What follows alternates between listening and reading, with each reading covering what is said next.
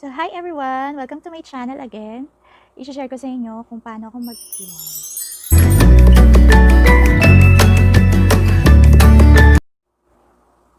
So, marami akong products na ginagamit para sa kilay ko.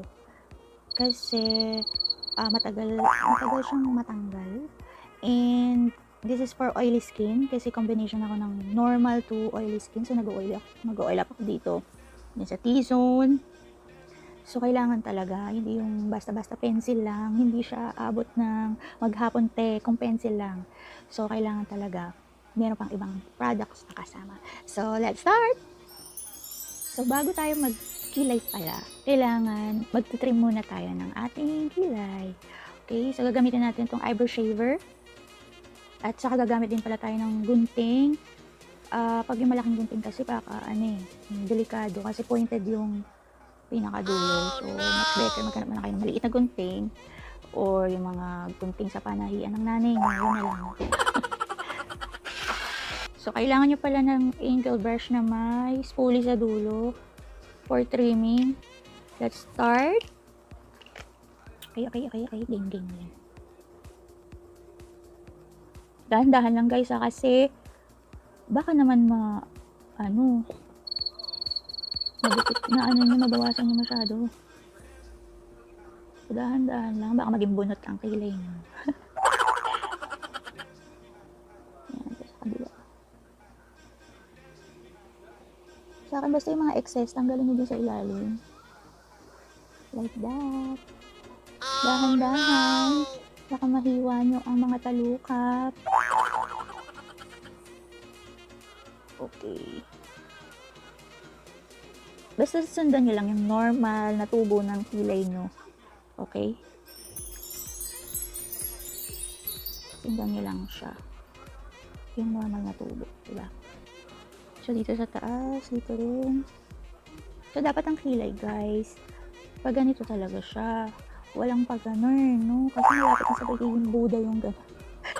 Ganun lang talaga siya. Ganun yung natural na shape. Next naman. So, gamitin na natin ito. So, pag mahaba na ito, tingin nyo na siya.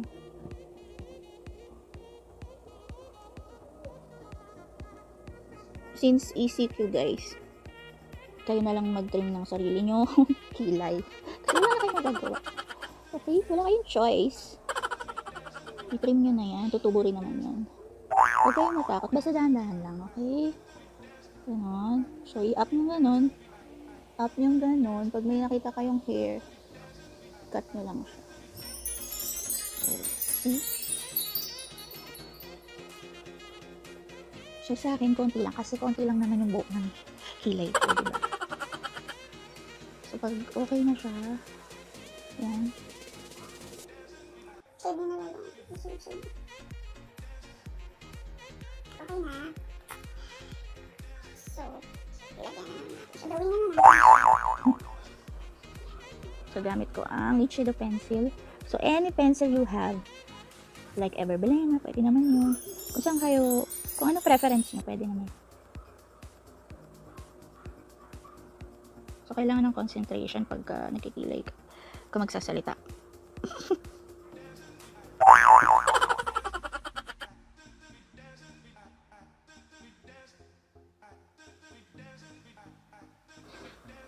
So, kapag sa bandang dulo, huwag nyo muna siyang masyadong lagyan kasi magmumukhang matapang ang kilay nyo, guys. Tandaan nyo. O nga pala, paano ba maghugis ng kilay?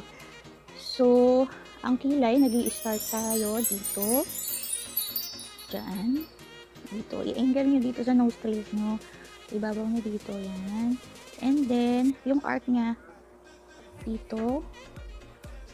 So, yung arc niya ay dito. Ayan, dito. And dito siya nag-e-end. Yan, i-angle nyo lang siya ng ilang degree ba yan? 45. Dito siya nag-e-end. Okay? Kaya huwag kayong malito kung paano mag-shape ng kilay. Ganun lang. Sundin nyo lang yung natural na tubo ng kilay nyo and then yung shape na ayon sa sukat dyan sa may ilan mo.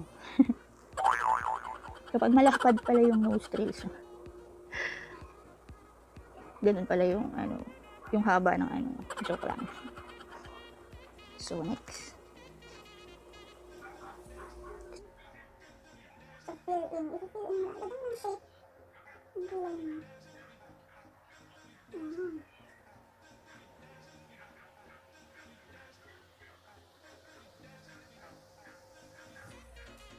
So, diba? o diba? Ang layo ng difference ng may kilay sa wala.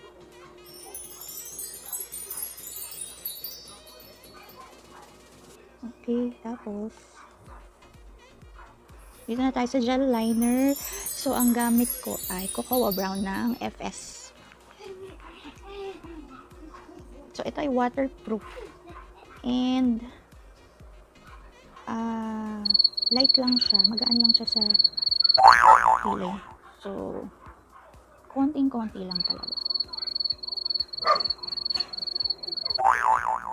So, a little amount goes a long way talaga. Totoo yun. Kaya, konti lang ang ilagay nyo ha, guys. Kailangan magmukhang natural lang kasi.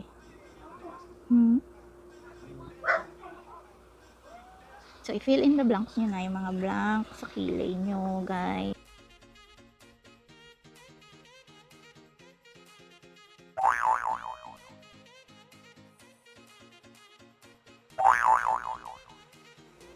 So, pag nilalagay ko kasi ito, nagmumukhang may hair, madaming hair yung kilay ko.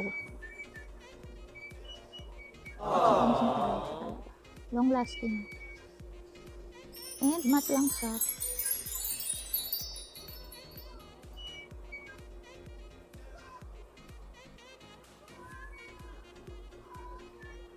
So, this is for oily skin. Mas maganda siya sa oily skin. Kasi kahit pumunta na kayo ng Quiapo, kahit Divisoria, pag uwi nyo, may kilay pa rin kayo, guys. Tandaan nyo. Totoo yan. Next naman ay itong Nichido. Yan. Tinted brow gel. So, bakit itong pinili ko, guys? Kasi may color kasi yung hair ko. So, I prefer na ito ang gamitin ko.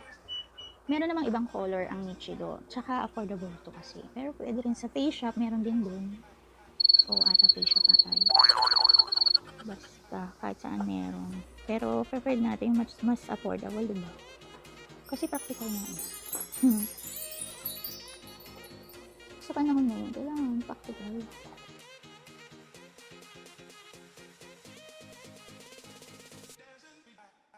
So, may kulay na siya. Mukha na siyang natural.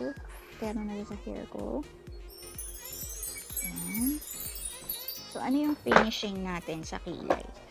For me kasi, meron akong nilalagay na EverBilena brow definer, yung waterproof. So, ito kasi, pang outline ko. Pero this is optional, guys. Guys, this is optional. Kung gusto nyo, okay na sa inyo yung ganyan. But for me kasi, gusto ko yung kitang-kita yung line. So, gusto ko yung na-emphasize yung kilay ko.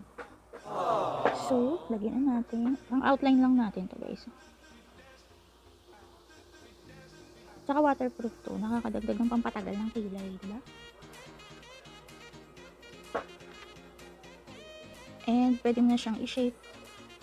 Kung anong shape ang gusto mo. Diba? Basta, konti lang naman. Less is more, palagi. Yung hindi siya halata at mukha pa rin siyang natural. Conflict na mukhang natural. O, diba?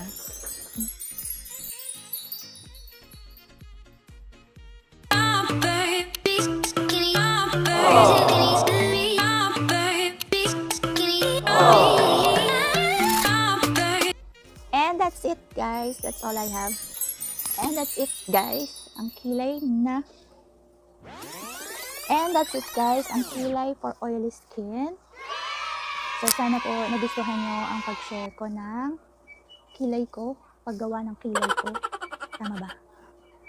Sana po ay di kayo magsawa. Please do share. Thank you for watching. If you like this video, please like and subscribe. Bye! See you on my next video.